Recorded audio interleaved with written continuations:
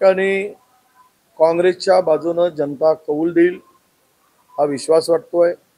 जनतेमध्ये विद्यमान सरकारच्या संदर्भात राग आहे, चीड आहे।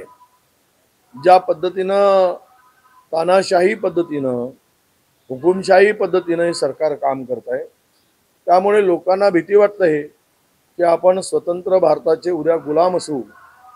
ही भीती लोकांच्या मनामध्ये फार मोठ्या प्रमाणामध्ये गेलेली आहे आणि त्यामुळेच जनता ठरवलेली आहे जनतेने की यावेळेस भारतीय जनता पक्षाला सत्तेबाहेर काढायचं। आणि म्हणूनच पूर्ण विदर्भामध्ये गडचिरोली तर आम्ही जिंकूच, कारण गडचिरोलीचा उमेदवारांना निगेटिव्ह वातावरण होतं, त्यामुळे त्यांना दुसरा पर्याय शोधण्याचा प्रयत्न केला पण मिळाला नाही। त्यामुळे तिथले उमेदवार हे पडणारच असं गृहीत धरून ती उमेदवारी दिली गेली आणि आमचे नेते आमचे किरसान नेते विरुद्ध उभे आहे आणि 100% डॉक्टर नामदेव किरसान त्या ठिकाणी निवडून येतील असा मला पूर्णतः विश्वास आहे। चंद्रपूरला काल प्रतिभा धानोरकर तुम्हाला येऊन भेटून गेलेले आहे। गेल्या काही दिवसात त्यांनी टीकाही केली होती, काय चर्चा झाली? तुम्ही प्रचारात सहभागी होणार आहात का? नाही, मी पक्षाचा कार्यकर्ता आहे, शिपाई आहे आणि मी तसेही जाणार होतो, भेटल्या नसत्या तरी जाणार होतो। आज मी चंद्रपूरला चाललेलो आहे प्रचार सभेमध्ये आणि मी 10 तारीख सुद्धा 9 आणि 10 चंद्रपूरला प्रचारासाठी जाण्याचं मी ठरवलंच होतं। जिथे पक्षाचा उमेदवार आहे तिथे मी जाणार, प्रचार करणार, कारण पक्षाचा कार्यकर्ता नेता म्हणून माझी ती जबाबदारी आहे। भंडारा गोंदियामध्ये भाजपच्या अंतर्गत काही लोकांची नाराजी असल्याची माहिती काँग्रेसची काय स्थिती आहे, काय सांगाल? नाही, काँग्रेसचा उमेदवार जरी नौका असला तरी तगडा म्हणजे उमेदवारांच्या संदर्भात कुठलीही तक्रार नाही।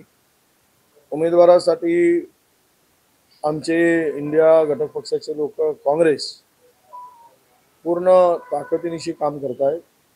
तुम्हाला गोंदिया भंडाऱ्याचा निकाल हा चमत्कारिक निकाल दिसेल हा मला विश्वास आहे। राहुल गांधींची सभा तिथे होणार आहे, पहिली सभा जी आहे विदर्भातील ती भंडारा गोंदियामध्ये होणार आहे का? नाही, सभेची तयारी साकोलीला होते आहे।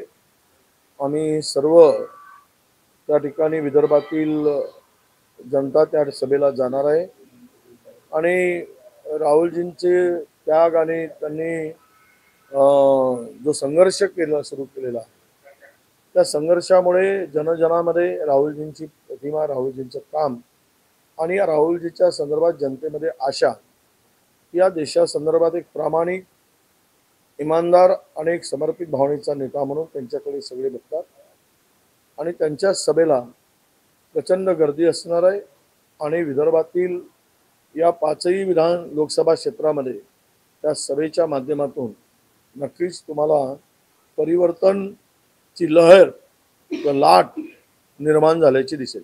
सांगलीच्या जागेचा तिढा अजून संजय राऊत म्हणतात की काँग्रेसचे नेते सांगलीतील नाराज कार्यकर्त्यांची समजूत काढतील ती जागा आमची नाही, आता तो वादविवादाचा प्रश्न फार काही आता वाढवण्याची गरज नाही आणि दोनही पक्षांनी आपापली भूमिका मांडलेली आहे। ती जागा कोणाची हा विषयच नाही, ती जागा मुळात सुरुवातीपासून काँग्रेसची होती।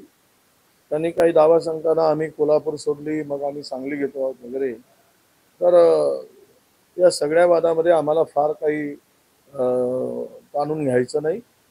जो निर्णय होईल, हायकमांड घेतील, त्या निर्णयाला मान्य राहून आम्ही सर्व महाराष्ट्रातील आणि सांगलीतील नेते काम करतील। भिवंडीची जागा अशाच पद्धतीने काँग्रेसची होती, कुठेतरी राष्ट्रवादीला गेली, यामुळे नाराजी असल्याची चर्चा सध्या कार्यकर्त्यांमध्ये असं आहे की नाराजी कार्यकर्त्यांची असणारच, स्वाभाविक आहे।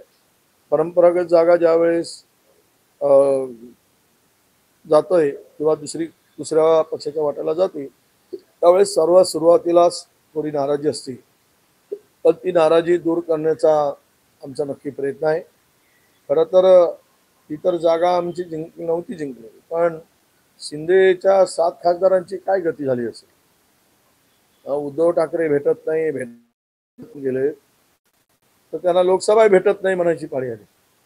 म्हणजे ना घर का ना घाट का अशी अवस्था त्यांची झाली. त्यामुळं शिंदे गटांच्या आमदारामध्ये प्रचंड अस्वस्थता आहे. आता आमच्या माहितीप्रमाणे निम्मे आमदार शिंदे गटांचे उद्धवसाहेब ठाकरेशी संपर्क करत आहेत अशी माहिती आता आमच्याकडे पोहोचलेली आहे. वस्तुस्थिती माहीत नाही, परंतु ही चर्चा अनेक नेत्यांनी बोलून दाखवलेली आहे. याचाच अर्थ असा आहे की विरोधक गोंधळलेले आहे. खुद्द शिंदे गट गोंधळलेला आहे, अजितदादा गट गोंधळलेला आहे आणि भाजपाची अनेक ठिकाणी उमेदवारांच्या निवडी संदर्भात दमछाक झालेली आहे. परेशान झाले की आता इथे कोणता उमेदवार देऊ, कारण ज्याचं नाव घेतोय तो पडण्याच्याच तयारीत आहे. म्हणजे म्हणजे पळून जाण्यात नाही, पडण्यामध्ये म्हणजे हारण्याच्या तयारीत दिसतोय. तर अशा स्थितीत भाजपाची सुद्धा अत्यंत दमछाक होते आहे आणि मला